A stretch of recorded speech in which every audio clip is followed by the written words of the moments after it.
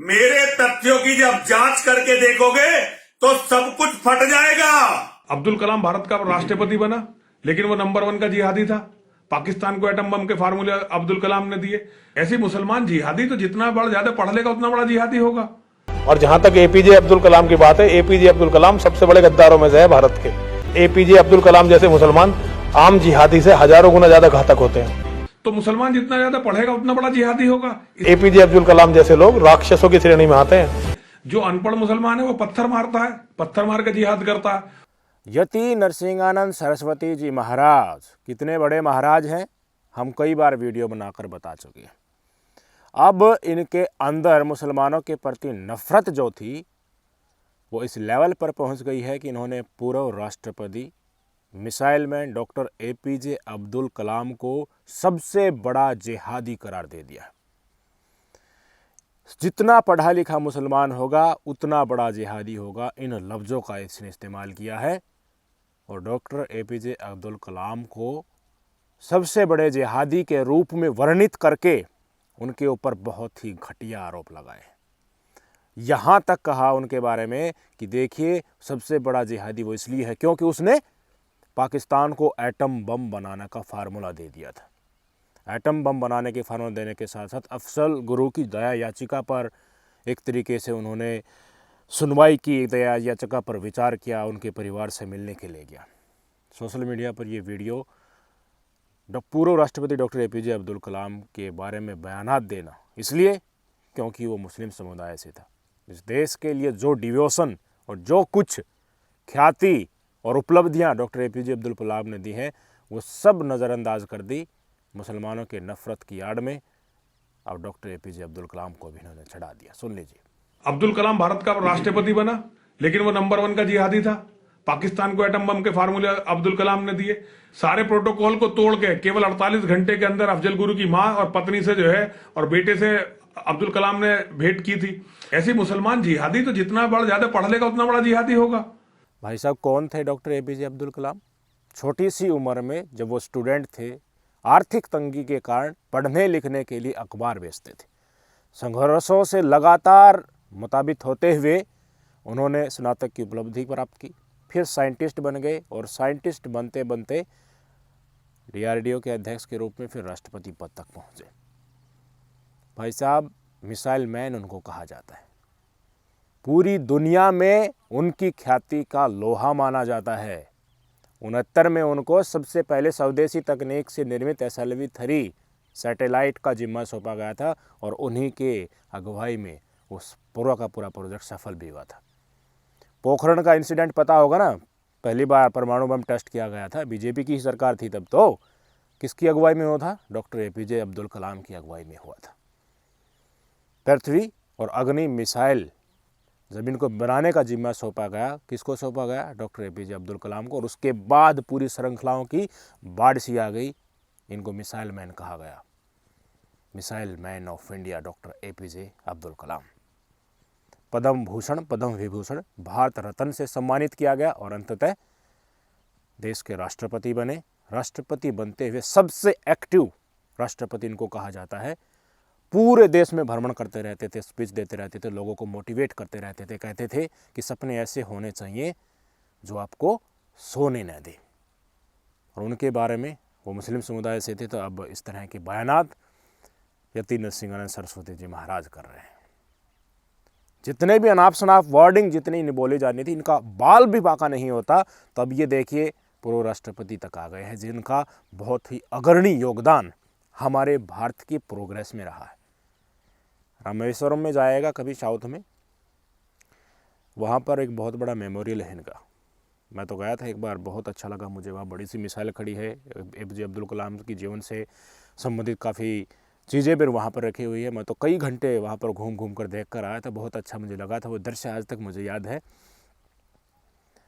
हर कोई व्यक्ति जो थोड़ा बहुत पढ़ा लिखा है या समझ सकता है, देश से प्रेम करता है, वो डॉक्टर एपीजे अब्दुल कलाम के डिवोशन को और इनके योगदान को नहीं भुला सकता। और ये हैं यति नरसिंहानंद सरस्वती जी महाराज। आजकल राजनीति मुसलमानों को नफरत करके परोसी जा रही है। सरकार ऊपर जो बैठी हुई है केंद्र में भी और राम राज्य में भी, उनकी सह पर इतनी गुंडागर्दी पर उतर आए कि हमारे महान पुरुषों के बारे में इस तरह के बयान कर रहे हैं। अरे अपने आखिरी सांस तक कहाँ थे भाई डॉक्टर एपीजे अब्दुल कलाम? स्पीच दे रहे थे शिलोंग की IIM यूनिवर्सिटी में। बच्चों के लिए पूरा राष्ट्रपति भवन को उन्होंने इको फ्रेंडली बनाकर खोल दिया था। बच्चे देश का भविष्य होते, उनसे मिलते रहते थे, मोटिवेट पूरे देश में घूम घूम कर बच्चों को करते रहते थे। एक रोल मॉडल की भांति वो देखे जाते हैं। DRDO के अध्यक्ष बने भाई साहब। इसरो को कहाँ से कहाँ तक उन्होंने नहीं पहुँचाया अपनी मिसाइल टेक्नोलॉजी, स्पेस टेक्नोलॉजी में। देश आज इतनी आगे है तो उनमें एपीजे अब्दुल कलाम का भी बहुत बड़ा योगदान है। गर्व कर रहे थे ना अभी, हमारा जो उपग्रह है मार्स पर लैंड कर गया, चंद्रमा के जो ऐसा पॉइंट जहाँ पर कोई भी लैंड नहीं किया वहाँ पर लैंड कर गया। ये उपलब्धियाँ एकदम से नहीं आई हैं, हमारे पुरखों ने बहुत कुछ मेहनत की है, उसकी बदौलत आज हम यहाँ तक पहुँचे। पर नहीं, एक समय ऐसा भी आएगा, देख लेना। अब इनके इन बयानत पर कोई कार्रवाई तो होगी नहीं। आप सबको पता है यूजुअली पुलिस क्या करती है, हेट स्पीच के मामले में कोई एक्शन नहीं होगा। और आने वाले समय में भाई साहब ये हमारे मुस्लिम समुदाय के सैनिक भाइयों के योगदान को भी, उन्होंने अपना जीवन शहीद कर दिया अपने आप को देश की मातृभूमि की रक्षा के लिए।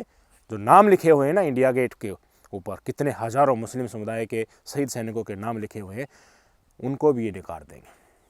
कह देंगे नहीं वो तो ऐसे ही गोली लग के एक्सपायर हो गए होंगे, वो देश के लिए नहीं मरे होंगे।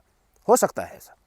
नफरत अगर इस स्टेप बाय स्टेप इतनी तेज गति से इनकी बढ़ रही है और कोई रोकने वाला नहीं है तो ये भी संभव हो सकता है। और जहां तक एपीजे अब्दुल कलाम की बात है, एपीजे अब्दुल कलाम सबसे बड़े गद्दारों में से है भारत के। एपीजे अब्दुल कलाम जैसे लोग बहुत घातक हैं। उसे तो डॉक्टर की उपाधि भी मानद दी गई थी, उसकी कोई ऐसी काबिलियत नहीं थी। बाकी सच तो यह है कि एपीजे अब्दुल कलाम जैसे मुसलमान आम जिहादी से हजारों गुना ज्यादा घातक होते हैं। एपीजे अब्दुल कलाम जैसे लोग राक्षसों की श्रेणी में आते हैं। मैं यति नरसिंहानंद सरस्वती पूरी जिम्मेदारी के साथ आप सबको बताना चाहता हूं, ये कुछ भी कर लें, लेकिन अंतिम जीत सनातन धर्म की होगी। लाखों करोड़ों कलाम आएंगे। आगे इन्होंने और भी बहुत कुछ कहा है। क्या कहा है कि पढ़े लिखे मुसलमान जो होता है और अनपढ़ मुसलमान जो होता है, ये दोनों ही एक ही जिहादी की कैटेगरी में आते हैं। अनपढ़ मुसलमान तो पत्थर मारता है और पढ़ा लिखा हवाई जहाज से ही लोगों को ट्रेड सेंटर को उड़ा देता है। इस तरह के बयानात इन्होंने इस्तेमाल किए हैं मुसलमानों के बारे में भी। सुन लीजिए। मुझे तो मरना ही है, लेकिन तुम जो लोग मुझे गलत बता रहे हो, कभी मेरे तथ्यों की जांच करके देखना कि पाकिस्तान के एटम बम में अब्दुल कलाम का बहुत बड़ा हाथ है। जब अब्दुल कलाम राष्ट्रपति नहीं रहा तो अब्दुल कलाम एक बार अमेरिका गया और अमेरिका में उसकी नंगी करके तलाशी हुई। नंगी करके अमेरिका की सरकार ने 124 फाइलें भारत के विदेश मंत्रालय के सामने रखी। उन्होंने कहा तुम्हारे लिए ये व्यक्ति कुछ भी हो, लेकिन हमारी फाइलों में ये आतंकवादी पाकिस्तान का सरपरस्त और पाकिस्तान के एटम बम का फादर है।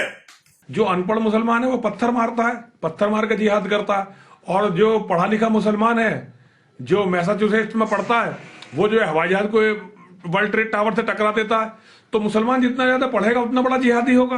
DRDO के जो वरिष्ठ वैज्ञानिक हो, जरा उनसे पता करना, इसरो के और DRDO के, जब इसका पूरा सवाब पर था इसका रुतबा, कितने भारत के वैज्ञानिकों की निर्मम हत्याएं, जिनके केस नहीं चले, जिन पर देश में चर्चा नहीं हुई, कितनों की हत्याएं हुई हैं, जरा हिंदुओं से पता करना। DRDO के प्रेसिडेंट रहते हुए, इसरो के प्रेसिडेंट रहते हुए इतनी भारी संख्या में हिंदू वैज्ञानिकों को मरवाया गया था, उसके बारे में मैं बोलना नहीं चाहता। ये तक इल्ज़ाम पूर्व राष्ट्रपति डॉक्टर APJ अब्दुल कलाम के ऊपर इन्होंने लगाया है। आतंकवादियों के साथ सन्हेकर्ता, आतंकवाद के परिवार के साथ सन्हेकर्ता के रूप में दिखाया गया, क्योंकि आतंकी अफजल गुरु मुस्लिम समुदाय से था। ये रह गई है मुस्लिम समुदाय के महानायकों की इज्जत इन नफरतबाजों की नज़र में। जिस मेमोरियल का मैं जिक्र कर रहा था, अब्दुल कलाम मेमोरियल, जो साउथ में है, रामेश्वरम में है, भाई साहब उसका उद्घाटन प्रधानमंत्री नरेंद्र मोदी जी ने ही तो किया था। इस धर्म से आपको इतनी नफरत होने लगी कि आप महापुरुषों को भी नहीं छोड़ रहे। कल को तो जो 66 में, 99 में और जितनी भी हमारी रक्षा में रहते हमारे सैनिकों ने जो अपना वीरतम बलिदान दिया है, आज तक उनका परिवार अपने उन मूल्यवान जाबाज सिपाहियों को आंखों में तारों की भांति देखता है, गर्व करता है अपने आप को, देखिए हमारे देश के लिए हमारा परिवार का सदस्य शहीद हो रहा है, उनके लिए भी इस तरह के बयान दे दें तो कोई बड़ी बात नहीं है। सरकार को एक्शन करना चाहिए, पर एक्शन के नाम पर होता क्या है आजकल आपको पता है, कौन एक्शन लेगा? किसी पुलिस कर्मचारी में हिम्मत है? पुलिस तो इनकी सुरक्षा में लगी रहती है, हर बार इनके पास ही रहती है, कौन लेगा? हेड स्पीच का सुप्रीम कोर्ट ने देखिए बयान भी दे रखे हैं कि ऑटोमेटिकली एफआईआर दर्ज करके कार्रवाई की जानी चाहिए, पर नहीं भाई, इसी से तो राजनीति बनती है। ये नफरत फैलाएंगे तभी तो सारे से सारे मुस्लिम समुदाय को एक तरीके से आतंकवादी दिखाकर, पत्थरबाज दिखाकर, पढ़े लिखे हों, देश में योगदान हो, उन सबको नदारत दिखाएंगे तभी तो पूरा हिंदू समुदाय मुस्लिम समुदाय से नफरत करेगा। ऐसे योद्धा जिन्होंने मुस्लिम समुदाय से जो थे और देश के लिए बहुत ही जज्बात के साथ और बहुत ही अग्रणी देश को आगे की तरफ लेकर गए हैं, उनकी ये लोग सराहना करने लगेंगे तो फिर मुस्लिम समुदाय से देश की जनता नफरत कैसे करेगी? फिर तो वहीं कहेगी हाँ कि बुरे तो लोग हर समाज में होते हैं, चाहे वो कोई भी समाज हो, पर इनका एजेंडा यही होता है। जो रोल मॉडल हैं मुस्लिम समुदाय से होते हुए भी हमारे देश को उन्होंने 4 चांद लगा दिए हैं, उनको भी आज ये बदनाम करने में उतरा है। ये सुनियोजित षड्यंत्र है इनका। 2024 के चुनाव से पहले बहुत कुछ देखने को बाकी है मेरे भाई। आपके क्या विचार हैं? कमेंट करके जरूर बताइएगा। नमस्कार।